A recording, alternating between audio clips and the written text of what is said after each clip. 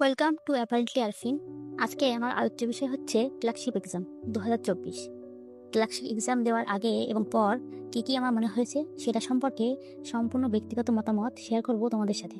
কারণ পিএসসির মতো এত গুরুত্বপূর্ণ একটা এক্সাম এইভাবে হবে সেটা ভাবিনি, এবং সব দিক থেকে বিবেচনা করে নেক্সট প্রিপারেশনগুলো কীভাবে নিতে হবে এবং নিজের প্রিপারেশনটাকে আরও কীভাবে স্ট্রং করতে হবে সেগুলো নিয়েই আমি কিছু কথা বলবো। স্পেশালি নিজের প্রিপারেশন গেম স্ট্র্যাটেজি কী হবে এবং পিএসসি যে ভালো ও খারাপ দিকগুলি আমি পরীক্ষা চলাকালীন সময়ে লক্ষ্য করলাম সেটাই হবে মূল বিষয়বস্তু। আচ্ছা, সবার আগে পরীক্ষাটা কেমন দিলাম, প্রশ্ন কেমন গেল সেটা নিয়ে একটু আলোচনা করি, তারপর বাকি কথা হবে। সবার মতো আমিও 2023 সালের শেষে ক্লার্কশিপের ফর্ম ফিল আপ করি। তারপর 14ই নভেম্বর 2024 লাস্ট শিফট অর্থাৎ 4th শিফে আমার পরীক্ষা হলো আজ 1 বছর পর। ক্লার্কশিপ পরীক্ষা আমরা সবাই জানি 10th লেভেলের একটা এক্সাম। সেই হিসাবে দেখতে গেলে কোশ্চেনের মান ইজি টু মডারেট হওয়ার কথাই ছিল, কিন্তু প্রত্যেকটা শিফটেই প্রথম থেকে লাস্ট শিফট পর্যন্ত দুদিনেই দেখা গেছে কোশ্চেনের মান অনেকটা স্ট্যান্ডার্ড এবং ইজি তো বলাই যায় না, বা কঠিন বলা যেতে পারে। বিশেষ করে আমি যে শিফটের এক্সাম দিলাম অর্থাৎ লাস্ট শিফটের এক্সাম, এই কোশ্চেনগুলোর মান খুবই হাই ছিল। 2019-এর ক্লার্কশিপের কোশ্চেন আর 2024-এর ক্লার্কশিপের কোশ্চেন অনেকটাই ডিফারেন্ট এবং স্ট্যান্ডার্ড বা মানের দিক থেকে অনেকটাই বেশি। বিশেষ করে ম্যাথগুলো তো কোনোটাই খুব একটা সোজা ছিল না। ম্যাথ বা অঙ্কে যাদের সিএইচএসএল বা সিজিএল লেভেলের প্রিপারেশন আছে তারাই হয়তো সবগুলো অঙ্ক নামাতে পারবে, নাহলে কোশ্চেনগুলো খুব লেন্দি ছিল এবং তাতেই অনেকটা সময় ব্যয় হয়ে গেছে। কোনো কোশ্চেন চোখের দেখায় বা অনলাইনার হিসেবে করা সম্ভব ছিল না, যেটা আগের বারের ক্লার্কশিপের প্রশ্নগুলোতে হয়েছে।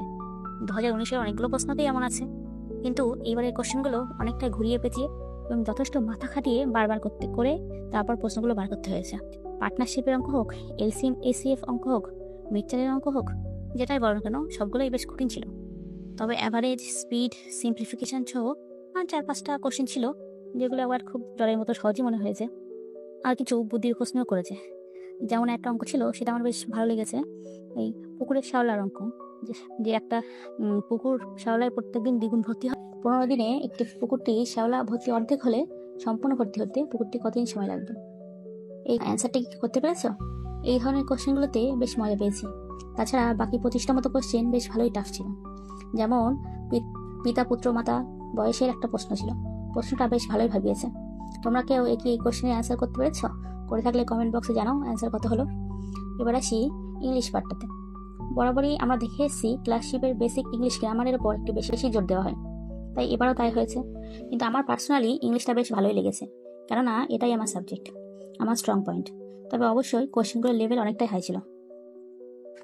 ইংলিশে কমপ্লেক্স, কম্পাউন্ড, সিম্পল সেন্টেন্সের পরিবর্তন, ভয়েস, ন্যারেশন চেঞ্জ ছিল অল্প। বাকি সিম্পল, কমপ্লেক্স, কম্পাউন্ড এগুলোই বেশি ছিল। সিনোনিম, অ্যান্টোনিম এগুলো আর প্রিপোজিশন তো থাকেই। তো ওভারঅল ইংলিশ কোশ্চেনটা আমার বেশ ভালোই লেগেছে, কেননা আমার ব্যাকগ্রাউন্ডটাই ইংলিশ, তো ইংলিশ পার্টটা ভালোই গেছে আমার। এবার আসি জিকের কথায়। জিকের কথা বললে জিকের কারেন্ট অ্যাফেয়ার্স পার্টটা ভয়ঙ্কর লেভেলে করেছে। আমি জানি না কোথা থেকে কারেন্ট অ্যাফেয়ার্সের পার্টটা প্রশ্নকর্তারা খুঁজে পেয়েছেন। এত ইউটিউব চ্যানেল দেখে, এত পত্রিকা পড়ে, এত পড়াশোনা করলাম কারেন্ট অ্যাফেয়ার্সের, ওগুলো একটাও পাইনি। ইন্টারন্যাশনাল ব্যাপারগুলোতে বেশি ফোকাস করা হয়েছে কারেন্ট অ্যাফেয়ার্সের দিকটাতে। এটা আগেও হতো, কিন্তু এবার মনে হলো একটু বেশি করা হয়েছে, যেগুলো বেশ আনকমন।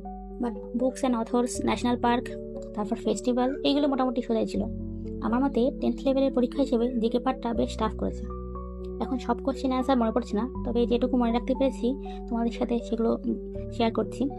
কারণ প্রশ্নগুলো তো যেহেতু হাতে নেই, তো মেমোরি থেকে যেগুলো মাথায় আসছে বা মনে পড়ছে সেগুলোই বলছি। এই প্রশ্নে আমার মতে কেউ যদি 70+ অ্যাবাভ স্কোর করতে পারে তাহলে বেশ ভালোই হবে। যদিও কত কি কাট অফ আসবে না আসবে সেটা বলা কঠিন।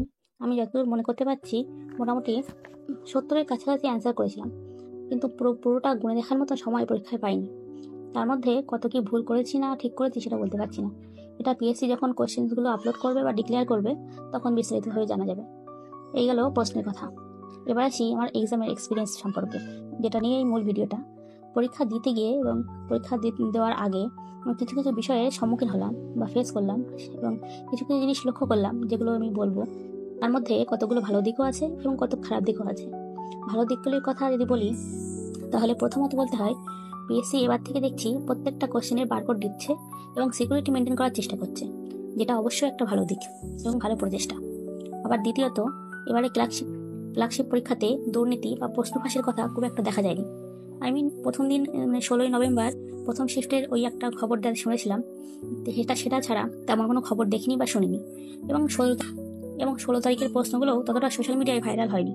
যদিও ভেতরে ভিতরে আরও কিছু হয়েছে কিনা সেটা বলতে পারবো না, তবে ফুড এসআইয়ের মতো ভয়ঙ্কর লেভেলের দুর্নীতি হয়নি। এটা অবশ্যই ভালো দিক, এবং এখনও যতটুকু যা হচ্ছে ভবিষ্যতে সেটা যদি বন্ধ হয়ে যায় সেটাই আমাদের কাম্য। এবং আশা করি এই দুর্নীতি দমনের জন্য পিএসসি যথাযথ স্টেপস নেবে। এবার যদি পিএসসির খারাপ দিকগুলো আমি বলি, আমার এক্সপিরিয়েন্স যেটা হয়েছে সেই হিসাবে আমি বলছি। প্রথমত, পার্সোনাল ডকুমেন্টস যা আছে বা ক্রেডেনশিয়াল যেগুলো, সেগুলোও চেক করা হয়নি। যে কেউ ঢুকে গেলে ওকে বুঝতে পারবে না, অন্য কেউ ঢুকে এক্সামটা দিয়ে আসলেও বোঝা যাবে না। তো কোশ্চেনের লেভেলের সাথে সাথে সিকিউরিটিটাও একটু বাড়ানো দরকার। দ্বিতীয়ত, এই যে এতগুলি শিফটে পরীক্ষা হচ্ছে, এগুলি অবশ্যই নর্মালাইজেশন করা উচিত। নইলে ধরো 4টে এক্সামে 4 রকম কোশ্চেন হচ্ছে, তো ফার্স্ট এবং সেকেন্ড শিফটে যদি সহজ কোশ্চেন হয় এবং থার্ড এবং ফোর্থ শিফটে যদি কঠিন কোশ্চেন হয়, তাহলে এখানে তো মার্কসের অনেকটা হিউজ ডিফারেন্স হয়ে যাচ্ছে। তো নর্মালাইজেশন ব্যাপারটা অবশ্যই আনা উচিত পিএসসি। তৃতীয়ত বলতে হয় রিক্রুটমেন্ট প্রসেসটা একটু ফাস্ট করা উচিত, কারণ ফর্ম ফিল আপ হয়েছে এই 1 বছর আগে, এই প্রিলিমস পরীক্ষা হলো সবে এই 1 বছর পর। সব সেন্টারেই ক্যান্ডিডেটসের সংখ্যা খুবই কম। আমাদের রুমে মোট 11 জন ছিল, 1/3 বলা যায়। সব সেন্টারেই সব রুমেই একই ঘটনা।